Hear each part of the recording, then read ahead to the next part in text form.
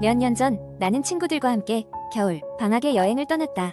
우리들은 도시에서 벗어나 조용하고 한적한 산장에 머물기로 했다. 그곳은 울창한 숲으로 둘러싸여 있었고 눈이 소복히 쌓인 풍경은 마치 동화 속에 등장할 법한 곳이었다. 첫날 저녁, 우리는 산장에 도착해 짐을 풀고 저녁 식사 준비를 시작했다. 주방은 낡았지만 아늑했고 우리는 함께 요리를 하며 웃고 떠들었다. 식사를 마친 후 벽난로 앞에 둘러앉아 와인을 한 잔씩 하며 좋은 시간을 보냈다. 이윽고 밤이 깊어졌고 우리는 각자 방으로 들어가 잠을 청했다. 밤 중반쯤 갑작스럽게 귓가에 이상한 소리가 들려왔다. 딸깍 딸깍 하는 소리였는데 마치 나무가 부딪히는 소리 같았다. 나는 잠에서 깨어나 잠시 귀를 기울였다. 그러자 소리는 점점 가까워지더니 이내 내 방 앞에서 멈추는 듯했다. 문틈 사이로 한 기묘한 기척이 느껴져서 순간 온몸에 소름이 돋았다. 이튿날 아침 나는 이 일을 친구들에게 이야기했다. 그러나 다들 그저 바람소리든 낡은 집의 삐걱거림이었겠거니 하며 대수롭지 않게 여겼다. 나는 그들의 반응에 안도했지만 마음 한구석에서는 여전히 불안한 느낌이 가시지 않았다. 그날 밤 우리는 간단히 저녁을 먹고 산장 주변을 산책하기로 했다. 쌓인 눈을 밝히는 달빛 아래 우리는 마치 다른 세계에 온 듯한 기분이 들었다. 산장을 한 바퀴 돌며 산속 깊은 곳에서 나는 바람소리와 흔들리는 나무 가지 소리를 들으며 다시 한 번 소름이 돋았다. 시간이 늦었으므로 다시 안으로 들어와 잠자리에 들었다. 그러나 그 새벽 나는 다시 그 소리에 잠에서 깼다. 딸깍 딸깍 이번에는 더욱 분명하고 가까웠다. 나는 잠을 이룰 수 없었다. 용기를 내서 방문을 열고 나가보았다. 어두운 복도에는 아무도 없었고 문 밖에는 쏟아지는 달빛만이 산장을 비추고 있었다. 돌아오는 길에 다른 방문을 하나씩 열어보니 다른 친구들도 그 소리를 들었다며 불안해하고 있었다. 그날 밤 우리는 모두 거실에 모여 서로의 옆에 있으니 좀 더 마음이 놓이는 듯했다. 그러나 소리는 거실에서도 들렸다. 이번에는 천장 위쪽에서 나는 소리였다. 딸깍 딸깍. 우리는 불안감에 휩싸여 조사를 시작했다. 그러나 산장은 우리가 원하는 답을 주지 않았다. 이상한 소리는 매일 밤 찾아왔고 그 소리가 들릴 때마다 우리는 어떻게 해야 할지 몰라 무력한 기분이 들었다. 며칠 후 도시로 돌아올 시간이 되었다. 그동안 소리의 원인을 찾을 수는 없었지만 다행히 아무도 다치지 않고 무사히 집으로 돌아올 수 있었다. 누군가는 불안한 마음에 산장을 두 번 다시 찾지 않겠다고 했고 또 다른 누군가는 그저 별것 아닌 일일 거라며 웃어넘겼다. 그러나 나는 종종 그 악몽 같은 소리를 떠올리곤 한다. 아직도 그 딸깍 딸깍 소리가 내 귀에 맴돌고 그 산장의 오싹함이 머릿속에서 잊히지 않는다. 산속에서 우리를 불안하게 만들던 그 존재가 무엇이었는지 그리고 앞으로도 잊혀지지 않을 그 겨울의 기억이 내 머릿속에 깊이 남아있다. 두 번째 이야기. 어느덧 가을이 깊어가던 어느 날 밤 나는 친구들과 함께 인터넷에서 유명한 공포 커뮤니티를 둘러보고 있었다. 우리는 여러 가지 무서운 이야기들을 읽으며 흥미롭게 시간을 보내고 있었지만 그 중에서도 유독 눈길을 끄는 제목의 글이 있었다. 고속도로에서 만난 손님이라는 제목이었다. 글쓴이는 어느 여름밤 늦게 지방 출장에서 서울로 돌아오는 길이었다고 했다.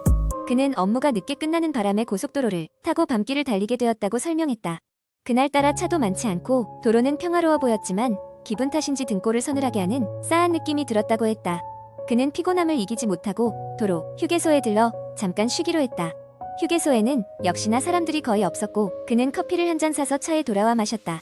짧은 휴식 후 다시 출발했지만 어딘가 모르게 뒤에서 누군가가 쳐다보고 있는 듯한 느낌을 받았다. 룸미러를 봤지만 뒷자리는 텅 비어 있었다. 도로를 달리던 중 슬며시 졸음이 왔고 잠시 졸다 깬 그는 깜짝 놀랐다. 앞차선에 마치 사람이 서 있는 듯한 형체가 보였기 때문이다. 급하게 핸들을 틀어 가까스로 피했고 다시 정신을 차리고 뒤를 보았지만 아무것도 보이지 않았다. 그는 자신이 피곤해서 헛것을 봤다고 생각했고 심장을 진정시키며 다시 운전을 계속했다. 그러나 그때부터 이상한 일이 벌어졌다. 차 안에 낯선 냄새가 나기 시작했다. 비릿하면서도 매캐한 냄새였다. 그는 창문을 열어 환기시키려 했지만 냄새는 더욱 짙어졌다. 기분이 나빠진 그는 얼른 집으로 돌아가기로 마음먹었다. 그런데 이상하게도 내비게이션이 이상한 경로로 안내하기 시작했다. 지금까지 여러 번 지나다니던 고속도로였지만 분명 가본 적 없는 낯선 곳으로 이끌고 있었다. 설상가상으로 도로 위에 짙은 안개가 깔리기 시작하더니 그 안에서 불쑥 사람이 튀어나왔다. 차는 급정거했고 손에 뭔가를 뜬 사람이 창밖으로 다가왔다. 겁에 질린 글쓴이는 문을 잠그고 그 사람이 사라질 때까지 기다렸다. 얼마 후 안개가 걷히고 아무도 없는 도로를 보며 차를 다시 운전했다. 무사히 고속도로를 탈출한 그는 어느덧 도시의 네온사인이 반짝이는 익숙한 풍경 앞에 도달했다. 그러나 이야기의 끝에서 그가 밝힌 진실은 충격적이었다. 고속도로 휴게소를 방문했던 그 시간이 이미 몇 주 전 일이었다는 것. 자신이 출장에서 돌아오던 날 밤, 피곤함에 그만 졸음운전을 하다 사고로 세상을 떠났다는 것이다. 이후로도 그는 매일 밤 그 순간을 반복하며 길 위를 헤매는 존재가 되었다고 했다. 이 글을 읽은 우리는 한동안 말이 없었다. 지금 이 순간에도 어디선가 잃어버린 길을 찾아 헤매고 있는 그의 존재가 실제로 느껴지는 듯했기 때문이다. 우리는 모두 인터넷 창을 닫고 무거운 침묵 속에 각자의 방으로 돌아갔다. 그날 이후로 이상하게도 고속도로를 이용할 때마다 왠지 모를 불안감이 따라다녔다. 혹시 우리도 그와 같은 운명이 되지는 않을까 하는 막연한 두려움이었다. 세 번째 이야기. 한국의 인터넷 커뮤니티에는 여러 가지 공포 썰이 돌아다니고 있습니다. 이 이야기들은 보통 일상 속에서 경험할 법한 사건들로 시작해 점차 기이하고 섬뜩한 방향으로 흘러가며 많은 사람들 사이에서 화제가 되곤 합니다. 여기서는 그런 공포설의 한 예시를 길게 작성해 보겠습니다. 여느 때와 다름없이 바쁜 하루를 보내고 퇴근하던 나는 지하철역으로 향했다. 이미 밤 11시가 넘어가는 시간이었지만 지하철은 제법 붐볐다. 사람들은 저마다 피곤한 얼굴로 휴대폰 화면에 눈을 고정하고 있었고 나는 책을 읽으며 하루의 피로를 잊으려고 했다. 지하철이 몇 정거장 지나갔을 무렵 어느 순간부터 옆자리에 앉은 여자의 이상한 행동이 눈에 들어왔다. 한 손에 휴대폰을 든 채로 하염없이 고개를 떨구고 있었는데 마치 잠에 깊이 빠진 사람처럼 보였다. 그러나 무언가 좀 이상했다. 그녀의 머리가 흔들리는 각도나 귀에 닿는 그 숨소리가 너무 가늘고 차가워 더 이상 눈을 뗄 수가 없었다.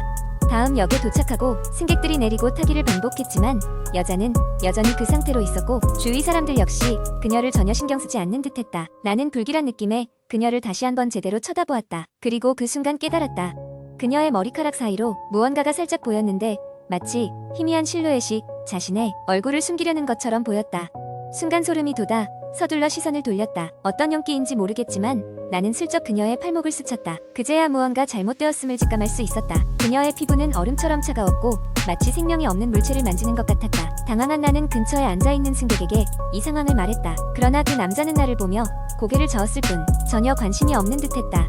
그때 지하철 조명이 잠시 깜빡이며 기묘한 분위기가 더해졌다. 나는 불안한 마음에 자리를 떠나려다가 우연히 그녀의 휴대폰 화면을 보게 되었다. 화면에는 제발 깨워줘 라는 메시지가 반복적으로 떠 있었다.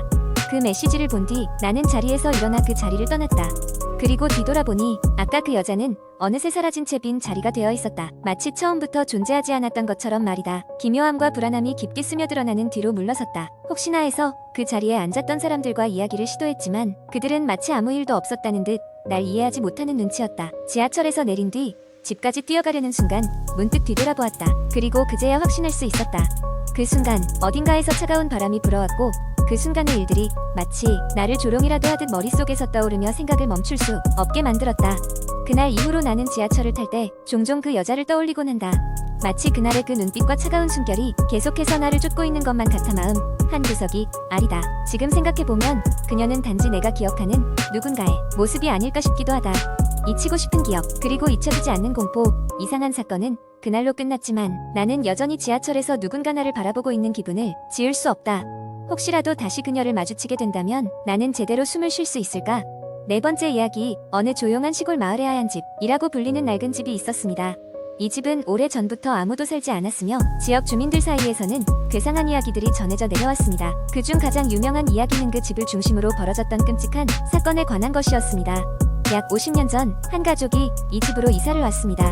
부모님과 두 아이로 이루어진 이 가족은 처음에는 마을 사람들과 잘 어울리며 평화롭게 지내는 듯 보였습니다. 하지만 몇 달이 지나자 그 집에서는 이상한 소리가 들리기 시작했습니다.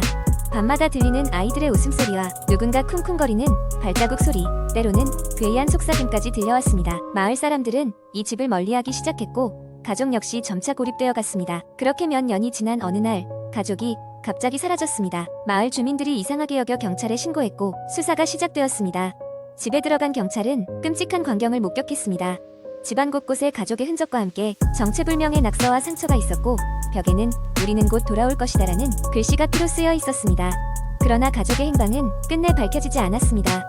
이후 그 집은 마을의 금기 장소가 되었고 누구도 그곳에 가까이 가지 않았습니다. 하지만 몇몇 용감한 청소년들이 호기심을 참지 못하고 그 집을 탐험하러 갔다가 이상한 경험을 했다는 이야기들이 전해오곤 했습니다. 어떤 이는 집에 들어가서 귀신을 봤다고 주장했고 또 다른 이는 집안에서 설명할 수 없는 차가운 기운을 느꼈다고 말했습니다. 몇 년 전 도시에서 온 젊은 부부가 그 집을 사들였다는 소문이 돌았습니다.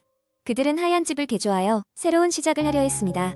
그러나 공사를 시작한 지 얼마 지나지 않아 공사 인부들이 연달아 사고를 당하기 시작했습니다. 벽돌이 갑자기 무너지거나 도구가 사라지는 등 기이한 사고들이 이어졌고 결국 공사는 중단되었습니다. 이후 마을은 다시 그 집에 대한 이야기로 들끓었습니다. 누군가는 그 집이 저주받았다고 주장했고 다른 누군가는 가족의 영혼이 집을 떠나지 못해 생긴 일이라 믿었습니다. 시간이 지나면서도 하얀 집은 여전히 그 자리에 남아 있습니다. 그곳을 지나는 사람들은 누구나 알 수 없는 불안함에 휩싸이곤 합니다. 결국 그 집은 마을의 상징이자 두려움의 대상이 되었고 사람들은 길을 잃지 않기 위해 그 집을 멀리 돌아갔습니다. 하지만 가끔씩 밤이 깊어지면 그 집에서 불빛이 어른거리거나 알 수 없는 노랫소리가 들린다는 이야기가 여전히 떠돌고 있습니다. 이렇듯 하얀 집과 관련된 이야기는 여전히 이 마을의 미스터리로 남아 있습니다.